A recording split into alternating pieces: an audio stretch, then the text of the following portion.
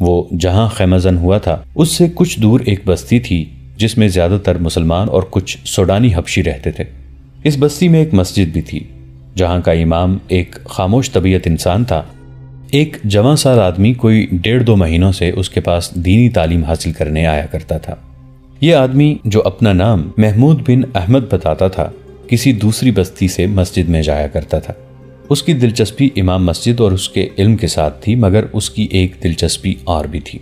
یہ ایک جوان لڑکی تھی جس نے اسے اپنا نام سعدیہ بتایا تھا۔ سعدیہ کو محمود اتنا اچھا لگا کہ وہ اسے کئی بار اپنی بکریوں کا دودھ پلا چکی تھی۔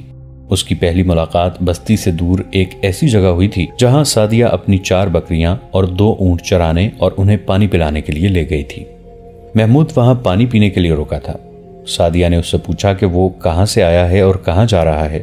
محمود نے کہا تھا کہ نہ کہیں سے آ رہا ہوں نہ کہیں جا رہا ہوں۔ سعدیہ سادگی سے ہنس پڑی تھی۔ جواب ہی کچھ ایسا تھا۔ سعدیہ نے محمود سے قدرتی سا سوال پوچھا، مسلم سوڈانی؟ محمود نے جب جواب دیا کہ وہ مسلمان ہے تو سعدیہ کے ہونٹوں پر مسکراہٹ آ گئی۔ محمود نے اسے اپنا صحیح ٹھکانہ نہیں بتایا تھا۔ اس کے ساتھ کچھ ایسی باتیں کیں جو سعدیہ کو اچھی لگی تھیں۔ سعدیہ اس سے سوڈان کی جنگ کے متعلق پوچھنے لگی۔ اس کے انداز سے پتہ چلتا تھا کہ اسے اسلامی فوج کے ساتھ دلچسپی ہے۔ اس نے جب صلاح الدین ایوبی کے متعلق پوچھا تو محمود نے اس کی ایسی تعریفیں کیں جیسے سلطان ایوبی سلطان نہیں، خدا کا اتارا ہوا فرشتہ ہے۔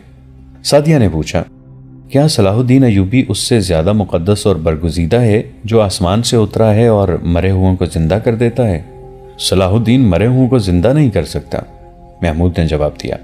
ہم نے سنا ہے کہ جو لوگ زندہ ہوتے ہیں انہیں صلاح الدین ایوبی مار ڈالتا ہے۔ سعدیہ نے شکی لہجے میں کہا، لوگ یہ بھی بتاتے ہیں کہ مسلمان ہے اور ہماری طرح کلمہ اور نماز پڑھتا ہے۔ تمہیں کس نے بتایا ہے کہ وہ لوگوں کو مار ڈالتا ہے؟ ہمارے گاؤں میں سے مسافر گزرتے رہتے ہیں، بتا جاتے ہیں کہ صلاح الدین ایوبی بہت برا آدمی ہے۔ سعدیہ نے کہا، تمہاری مسجد کا امام کیا بتاتا ہے؟ محمود نے پوچھا۔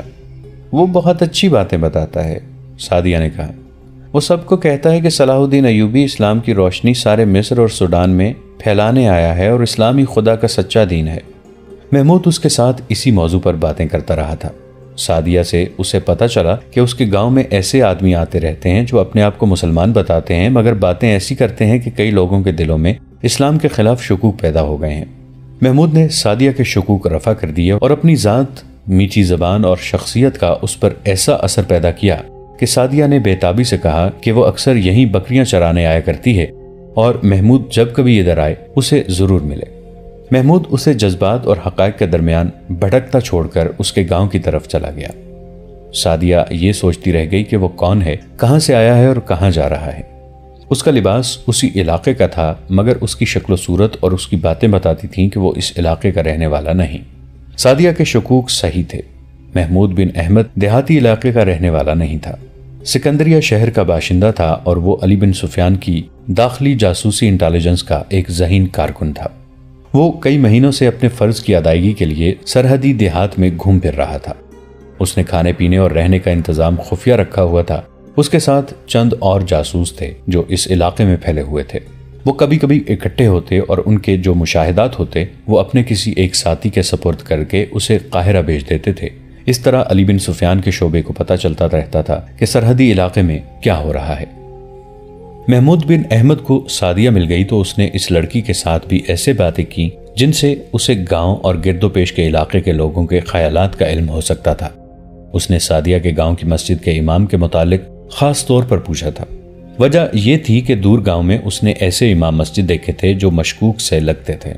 وہاں کے لوگوں سے اسے پتہ چلا تھا کہ یہ دونوں امام نئے نئے آئے ہیں۔ اس سے پہلے ان مسجدوں میں امام تھے ہی نہیں۔ دونوں جہاد کے خلاف واز سناتے اور قرآن کی آیات پڑھ کر غلط تفسیریں بیان کرتے تھے، اور یہ دونوں پراسرار غیب دان کو برحق بتاتے اور لوگوں میں اس کی زیارت کا اشتیاق پیدا کرتے تھے۔ محمود اور اس کے ان دو ساتھیوں نے ان دونوں اماموں کے متعلق پوری رپورٹ قاہرہ بھیج دی تھی، اور اب وہ سعدیہ کے گاؤں جا رہا تھا۔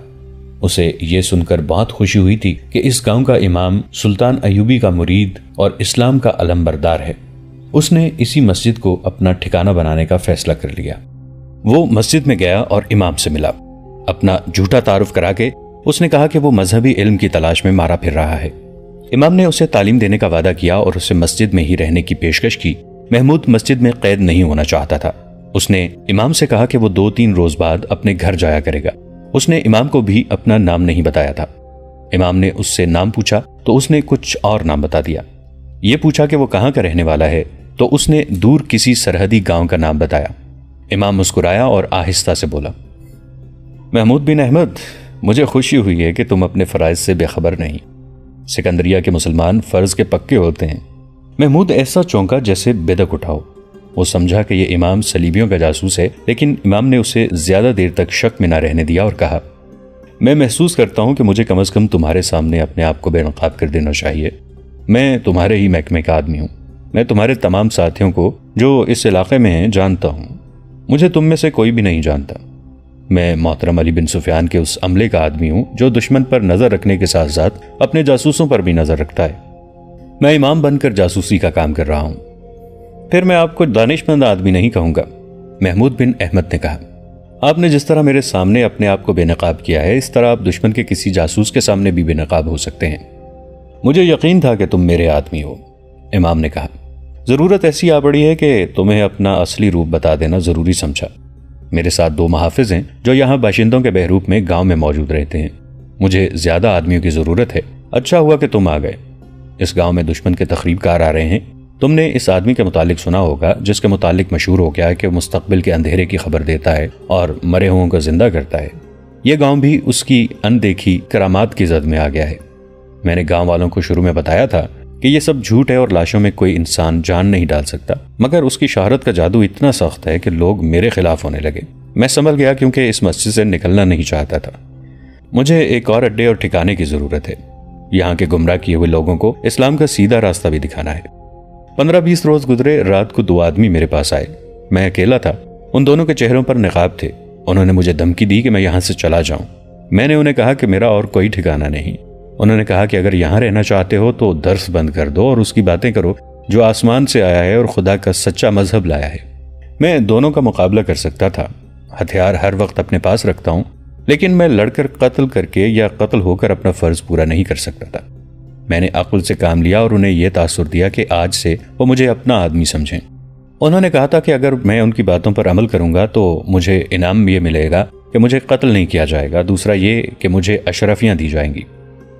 پھر آپ نے اپنے واز اور خطبے کا رنگ بدل دیا ہے؟ محمود نے پوچھا۔ کسی حد تک، امام نے جواب دیا۔ میں اب دونوں قسم کی باتیں کرتا ہوں۔ مجھے اشرفیوں کی نہیں، اپنی جان کی ضرورت ہے۔ میں اپنا فرض ادا کیے بغیر مرنا نہیں چاہتا۔ میں گاؤں سے باہر جا کر تمہیں یا تمہارے کسی ساتھی کو ڈھونڈنا بھی نہیں چاہتا، کیونکہ اس کی جان بھی خطرے میں پڑ جاتی۔ خدا نے خود ہی تمہیں میرے پاس بھیج دیا ہے۔ میرے محافظ اس رات میرے پاس نہیں تھے۔ اب تم ہی میرے ساتھ رہو۔ تم میرے شاگرد کی حیثیت سے میرے ساتھ رہو گے۔ تم سیدھی سادھی گماروں کی سی باتیں کیا کرنا۔ گاؤں میں 4-5 آدمی ایسے ہیں جو ہمارا ساتھ دے سکتے ہیں۔ اگر ہمیں قریب کوئی سرحدی دستہ مل جاتا ہے تو ہمارا مقصد پورا ہو سکتا ہے، مگر ہمارے سرحدی دستوں کا کسی کماندار پر بھروسہ کرنا بڑا خطرناک ہے۔ دشمن نے اشرافیوں اور عورتوں سے انہیں اپنے ساتھ ملا لیا ہے۔ وہ تنخواہ ہمارے خزانے سے لیتے ہیں اور کام دشمن کا کرتے ہیں۔ محمود بن احمد ان کے پاس رک گیا۔ اسی روز امام نے اسے اپنے دونوں محافظوں سے ملا دیا۔ شام کو جب سعدیہ مسجد میں امام کے لیے کھانا لے کر آئی تو محمود کو دیکھ کر ٹھٹک گئی اور مسکرائی۔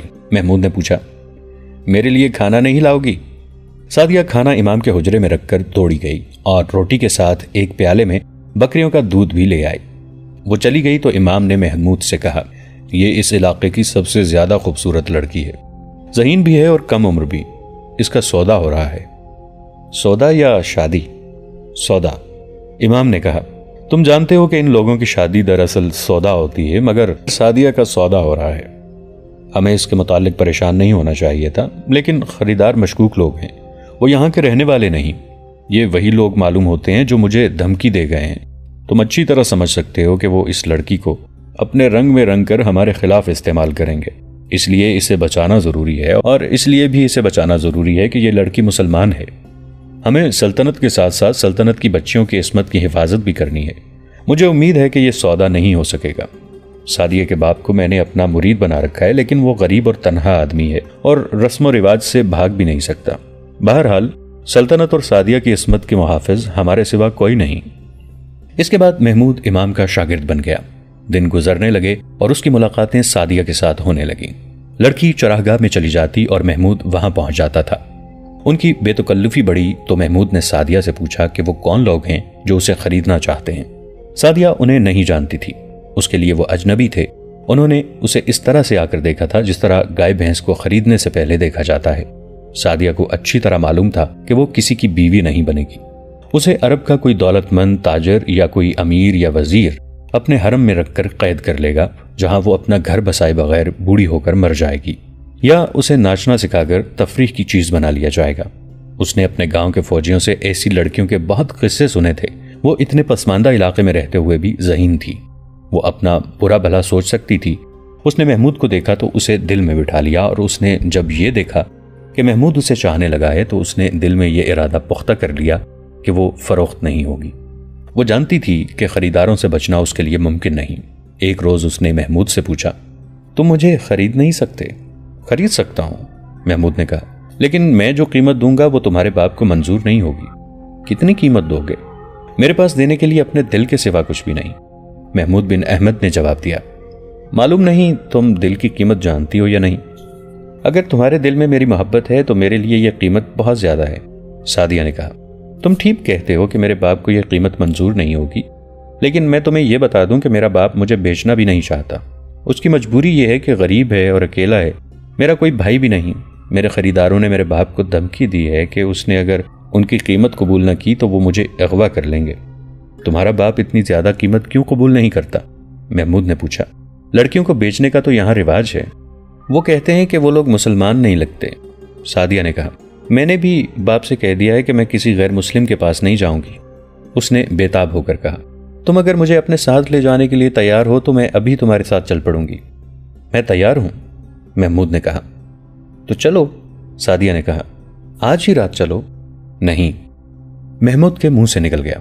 मैं अपना फर्ज पूरा किए बगैर नहीं जा सकता। कैसा फर्ज? सादिया ने पूछा। महमूद बिन अहमद चौंका। वो सादिया को नहीं बता सकता था कि उसका फर्ज क्या है। उसने मुंह से निकली हुई बात पर पर्दा डालने की कोशिश की, मगर सादिया उसके पीछे पड़ गई। महमूद को अचानक याद आ गया। उसने कहा, मैं इमाम से मजहबी तालीम लेने आया हूं, उसकी तकमील के बगैर मैं कहीं नहीं जाऊंगा। उस वक्त तक मुझे मालूम नहीं कहां पहुंचा दिया जाएगा, सादिया ने कहा। महमूद फर्ज को एक लड़की पर कुर्बान करने पर आमादा न हो सका। उसके दिल में यह शक भी पैदा हुआ कि यह लड़की दुश्मन की जासूस भी हो सकती है, जिसे उसे बेकार करने के लिए इस्तेमाल किया जा रहा है। लिहाजा उसने सादिया के मुतालिक छानबीन करना जरूरी समझा। सलाहुद्दीन अयूबी की फौज काहिरा से 8-10 मील दूर थी। उन्हें बता दिया गया था कि फौज मुश्ताइल है और मिस्र की फौज पर टूट पड़ेगी। सुल्तान अयूबी ने वहां पड़ाव का हुक्म दे दिया और सिपाहियों में घूमने फिरने लगे। वो खुद सिपाहियों के जज्बात का जायजा लेना चाहते थे। वो एक सवार के पास जा रुके तो कई सवार और प्यादे उनके गिर्द जमा हो गए। उन्होंने उनके साथ गैर जरूरी सी बातें की तो एक सवार बोल पड़ा। उसने पूछा, गुस्ताखी मुआफ सालार आजम, यहाँ पड़ाव की जरूरत नहीं थी। हम शाम तक काहिरा पहुंच सकते थे। तुम लोग लड़ते लड़ते आए हो, सुल्तान अयूबी ने कहा। मैं तुम्हें इस खुले सहरा में आराम देना चाहता हूं। हम लड़ते आए हैं और लड़ने जा रहे हैं, सवार ने कहा। लड़ने जा रहे हैं? सुल्तान अयूबी ने अनजान बनते हुए पूछा। मैं तो तुम्हें काहिरा लेके जा रहा हूं, जहां तुम अपने दोस्तों से मिलोगे। वो हमारे दुश्मन हैं, सवार ने कहा। अगर ये सच है कि हमारे दोस्त बगावत करने पर तुले हैं तो वो हमारे दुश्मन हैं, सलीबियों से बदतरीन दुश्मन, एक और सिपाही ने कहा। क्या ये सच नहीं सालार आजम के काहिरा में गद्दारी और बगावत हो रही है? किसी और ने पूछा। कुछ गड़बड़ सुनी है, सुल्तान अयूबी ने कहा। मैं मुजरिमों को सजा दूंगा। अब पूरी फौज को क्या सजा देंगे? एक सवार ने कहा। सजा हम देंगे। हमें कमांडरों ने काहिरा के सारे हालात बता दिए हैं। हमारे साथी शुबक और करक में शहीद हुए हैं। दोनों शहरों के अंदर हमारी बेटियों और बहनों की इस्मत दरी हुई है और करक में अभी तक हो रही है। हमारे साथी किले की दीवारों से दुश्मन की फेंकी हुई आग में जिंदा जल गए हैं। कबला अव्वल पर काफिरों का कब्जा है और हमारी फौज काहिरा में बैठी ऐश कर रही है। आपके खिलाफ बगावत की तैयारी कर रही है। जिन्हें शहीदों का पास नहीं, उन्हें बेटियों की इस्मतों का ख्याल नहीं, उन्हें जिंदा रहने का भी हक नहीं। हम जानते हैं कि वो इस्लाम के दुश्मन के दोस्त बन गए हैं। हम जब तक गद्दारों की गर्दनें अपने हाथों से नहीं काटेंगे, हमें शहीदों की रूहें माफ नहीं करेंगी। जरा उन जख्मियों को देखिए जिन्हें हम अपने साथ लाए हैं। किसी की टांग नहीं, किसी का बाजू नहीं। क्या ये इसलिए सारी उम्र के लिए अपाहज हो गए हैं कि हमारे साथी और हमारे दोस्त दुश्मन के हाथ में खेलें? ہم انہیں اپنے ہاتھوں سے سزا دیں گے۔ اور پھر ایسا شور بپا ہوا کہ ساری فوج وہاں جمع ہو گئی۔ صلاح الدین ایوبی کے لیے اس جوش و خروش پر قابو پانا مشکل ہو گیا۔ وہ سپاہیوں کے جوش اور جذبے کو سرد کر کے ان کا دل بھی نہیں توڑنا چاہتے تھے۔ انہوں نے انہیں صبر و تحمل کی تلقین کی، کوئی حکم نہ دیا، اپنے خیمے میں گئے، مشیروں اور نائبین کو بلا کر کہا، یہ فوج اگلے حکم تک یہیں پڑاؤ کرے گی۔ انہوں نے کہا، میں نے دیکھ لیا ہے کہ خانہ جنگی ہوگی، فوج کا آپس میں ٹکرا جانا دشمن کے لیے فائدہ مند ہوتا ہے۔ میں آج رات قاہرہ جا رہا ہوں، کسی کو معلوم نہ ہو سکے کہ میں یہاں نہیں ہوں۔ سپاہیوں کے جوش کو سرد کرنے کی بھی کوشش نہ کی جائے۔ انہوں نے ضروری احکام اور ہدایات دے کر کہا، ہماری قاہرہ والی فوج جو بغاوت پر آمادہ ہے میری نظر میں بے گناہ ہے، اور ہماری قوم کے وہ نوجوان جو جوئے اور ذہنی عیاشی کے عادی ہوتے جا رہے ہیں وہ بھی بے گناہ ہیں۔ فوج کو ہمارے اعلیٰ حکام نے غلط باتیں بتا کر بھڑکایا ہے۔ انہی حکام کے ایما پر دشمن نے ہمارے ملک کے سب سے بڑے شہر میں ذہنی عیاشی کے سامان پھیلائے ہیں۔ اس اخلاقی تباہ کاری کو فروغ صرف اس لیے حاصل ہوا ہے کہ ہماری انتظامیہ کے وہ حکام جنہیں اس تخریب کاری کو روکنا تھا وہ اسے پھیلانے میں شریک ہیں۔ دشمن انہیں اجرت دے رہا ہے۔ جب کسی قوم کے سربراہ اور امراء دشمن کے ہاتھوں میں کھیلنے لگتے ہیں اس قوم کا یہی حشر ہوتا ہے۔ ہماری فوج سوڈان کے ظالم صحرا میں بکھری ہوئی لڑ رہی ہے، کٹ رہی ہے، سپاہی بھوکے اور پیاسے مر رہے ہیں اور ہمارے حاکم ان کی کمک اور رسد اور ہتھیار روکے بیٹھے ہیں۔ کیا یہ دشمن کی سازش نہیں جسے ہمارے اپنے بھائی کامیاب کر رہے ہیں؟ اس سے دشمن ایک فائدہ یہ اٹھا رہا ہے کہ تقی الدین اور اس کے وہ عسکری جو جذبہ جہاد سے لڑ رہے ہیں وہ مر رہے ہیں اور نوبت ہتھیار ڈالنے تک آ گئی ہے۔ دوسرا فائدہ یہ کہ ہماری قوم کو بتایا جائے گا کہ یہ دیکھو تمہاری فوج شکست کھا گئی ہے کیونکہ یہ اس قابل تھی۔ ہمارے بعض بھائی مصر کی امارت پر قابض ہونے کے خواب دیکھ رہے ہیں۔ وہ سب سے پہلے فوج کو قوم کی نظروں میں رسوا اور ذلیل کرنا چاہتے ہیں تاکہ وہ منمانی کر سکیں۔ مجھے امارت کے ساتھ چپکے رہنے کی کوئی خواہش نہیں۔ اگر میرے مخالفین میں سے کوئی مجھے یہ یقین دلا دے کہ وہ میرے عزم کو پایہ تکمیل تک پہنچائے گا تو میں اس کی فوج میں سپاہی بن کر رہوں گا، مگر ایسا کون ہے؟ یہ لوگ اپنی باقی زندگی بادشاہ بن کے گزارنا چاہتے ہیں، خواہ دشمن کے ساتھ ساز باز کر کے بادشاہی ملے، اور میں اپنی زندگی میں قوم کو اس مقام پر لانا چاہتا ہوں جہاں وہ اپنے دین کے دشمنوں کے سر پر پاؤں رکھ کر بادشاہی کرے۔ ہمارے ان لالچی اور غدار حاکموں کی نظر اپنے حال پر، اپنے آج پر ہے، میری نظر تو قوم کے مستقبل پر ہے۔ انہوں نے بولتے بولتے توقف کیا اور کہا، میرا گھوڑا فوراً تیار کرو۔ انہوں نے ان افراد کے نام لیے جنہیں ان کے ساتھ جانا تھا۔ انہوں نے کہا، نہایت خاموشی سے ان سب کو بلاؤ اور ان کے قاہرہ چلے جانے کے لیے کہو۔ میرا خیمہ یہیں لگا رہنے دو تاکہ کسی کو شک نہ ہو کہ میں یہاں نہیں ہوں۔ انہوں نے گہرا سانس لیا اور کہا، میں آپ کو سختی سے ذہن نشین کرانا چاہتا ہوں کہ جو فوج بغاوت کے لیے تیار ہے ان کے خلاف کوئی کارروائی نہیں کروں گا۔ تم میں سے کوئی بھی اس فوج کے خلاف قدورت نہ رکھے، اس طرح اپنے نوجوانوں کو بھی قابل نفرت نہ سمجھنا۔ ان کے خلاف کارروائی کروں گا جو فوج اور قوم کو گمراہ اور ذلیل کرنے کے ذمہ دار ہیں۔ یہی فوج جب اپنے دشمن کے سامنے آئے گی اور دشمن اس کے تیروں سے استقبال کرے گا تو فوج کو یاد آ جائے گا کہ وہ اللہ کی فوج ہے، دماغ سے بغاوت کے کیڑے نکل جائیں گے۔ آپ جب اپنے بچوں کو اپنے دین کا دشمن دکھائیں گے تو ان کا ذہن خود جوئے سے ہٹ کر جہاد کی طرف آ جائے گا۔ میں آپ کو صاف الفاظ میں بتا دیتا ہوں کہ اسلام اور سلطنت اسلامیہ کی بقا اور وقار فوج کے بغیر ممکن نہیں۔ میں صلیبیوں اور یہودیوں کے عزائم اور ان کے طرز جنگ اور ان کی زمین دوز کارروائیوں کو دیکھ کے کہہ سکتا ہوں کہ وہ اسلام کی فوج کو کمزور کر کے اسلام کا خاتمہ کریں گے۔ جس روز اور جس دور میں کسی بھی مسلمان ملک کی فوج کمزور ہو گئی وہ ملک اپنی آزادی اور اپنا وقار کھو بیٹھے گا۔